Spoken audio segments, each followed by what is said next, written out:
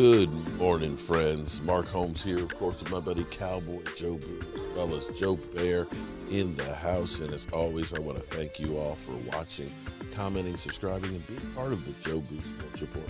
Without you guys, as well as you ladies, you know that it literally does not work. Let's get open for business here, and let's look at the football guys here on this Thirsty Tuesday. Thank you guys for tuning in. You can be anywhere in the world, and you are right here, so I thank you very much. Tonight, of course, 10 o'clock, actually 9:45, we'll be doing our live stream HBO Hard Knocks watch party so we can watch and see what's going to transpire with the Dallas Cowboys on this week's episode. I can understand now. I get it now. I really and truly get it. Why people hate the Dallas Cowboys so much. I know we have not won in 26 years, and I'd be the first one to say that hurts me to my core. And with that, the fact that here it is, Tampa Bay wins the Super Bowl. Tampa Bay doesn't get shown, talked about on everything like the Cowboys. I can literally see why other teams hate us so much, because they're envious. Imagine if the Cowboys were winning stuff, how much we would be seen everywhere. It would literally drown out everything, because literally that's what's happening now. Dak Prescott, pitch count, 50 passes per, practice. Who was he throwing to? What steps was he taking? Were they full dropbacks? That literally, it is all over the place. Here it is, Carson Wentz gets back on the practice field early from having foot surgery. They're not following and covering that in the same regard as Dak Prescott. Joe Burrow, he's still, having issues from his knee surgery. They're not following along and saying he's not 100%. It's just, I guess, the way it is. The Cowboys, of course, we've heard that the Cowboys should be looking at signing a backup quarterback. They have literally gone through the litany of quarterbacks. They've gone through, my man right here, Gardner Minshew. Maybe the Cowboys should look at signing Gardner Minshew. We've heard people say, after Andy Dalton, of course, we should go ahead and try and get Nick Foles. Nick Foles, who can't win the starting position, or, who from Andy Dalton, and Andy Dalton may not have the starting position for very long in the Bears. Justin Fields may. I've heard Phillip Rivers. Go get Phillip Rivers. Blake Bortles. Well, now there's one less quarterback out there that's available. Because here's what you have to understand. There are very few people that have a certain set of skills. I don't know who you are. I don't know what you want. If you are looking for ransom, I can tell you I don't have money. But what I do have are a very particular set of skills. A certain set of particular skills. There are not very many people on the planet that have a certain set of particular skills that can play quarterback in the NFL. And as proven, Josh Rosen, who has done nothing as a first-round draft pick, from Arizona to Miami to the 49ers and Tampa? I'm trying to remember what other team. I made a mistake of saying Washington, but it wasn't Washington. He played against Washington. Anyway, he's now on his fifth roster. The Atlanta Falcons signed him. So for those out there that are saying, oh, damn, sign Josh Rosen, because I've heard that. Sign Josh Rosen and he'll be better than Dak Prescott. He's on his fifth team already. The reality is, if you are any good in the NFL, any good whatsoever, you will be a starting quarterback. It's a quarterback-driven league. It's supply and demand. There's a lot of demand and very little supply. The Dallas Cowboys aren't going to find any backup quarterback out there that's going to do more than what they have, at least with two guys who understand the system.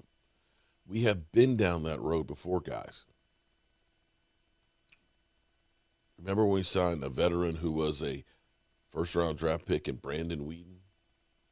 Dog couldn't hunt. Couldn't. Just wasn't the guy. We went out and we got veterans. John Kitna, nice guy. Actually a good coach. But when Tony Romo was out, didn't help us. Matt Castle, who was once a Pro Bowl quarterback. Tony Romo went down. We said, hey, let's go get Matt Castle. He's a veteran. And arguably, last year, this guy said, there's no drop-off from Dak Prescott to Andy Dalton. Andy Dalton, he's a playoff quarterback, be it he didn't have any playoff wins, but he was a veteran. Some people said he could take Dak Prescott's place. It was a fail. In all reality, here's football. You got one quarterback. You got one shot, one opportunity. You don't happen to have Hall of Famers sitting in the wings waiting these days. You just don't. And so it's going to be ride or die with Dak Prescott. Flat out. I'm not worried about Dak. I still go back to the shape that Tony Romo was in 2014, coming off of disc surgery, having a ruptured disc removed in his back. First game of the season, 3 interceptions, no zip on the ball whatsoever. But what the Cowboys did is they said, we're going to give you time. We're going to use this offensive line. We're going to run the football to get ourselves together and buy us some time. And they did that to perfection. They actually found something that worked even better. Tony Romo, who didn't have to throw for 4,000 plus yards, and every play was ride or die Tony Romo. It was a balanced offense. And we don't really want to come out and say, Dak, why don't you obliterate the passing record? We want this to be a balanced attack. We've got 2 running backs that look pretty good. I think Zeke Elliott now is a faster back. And instead of trying to use him to bludgeon the defenses to death and shorten his career, a la Marion Barber, you're going to see us getting Zeke the ball in space. You're going to see us getting outside to Tony Pollard. You're going to see us spreading the defenses out. And with that, your actually best route is dinking and dunking. As much as people want to say, oh my God, you're a dinking and dunker. Pick your poison. Go to the screen pass. Get CD in the slot with the ball where he can make a move. Quick hitters to Amari Cooper. You set him up then to go deep with Michael Gallup. The Dallas Cowboys shouldn't need to be passing 50, 60 times a game. And a defense that should give you an extra opportunities.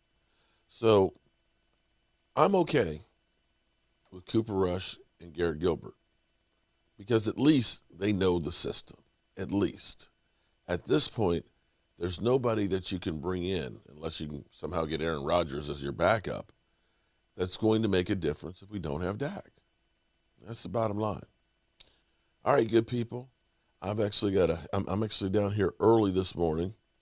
Got to go to the dentist and get my teeth cleaned and x-rayed and all that. I hate going to the dentist.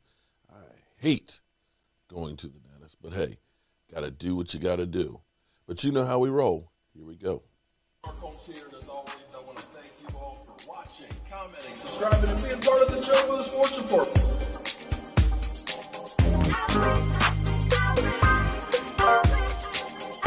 You did one hell of a job, and the only thing else I got to say is, how about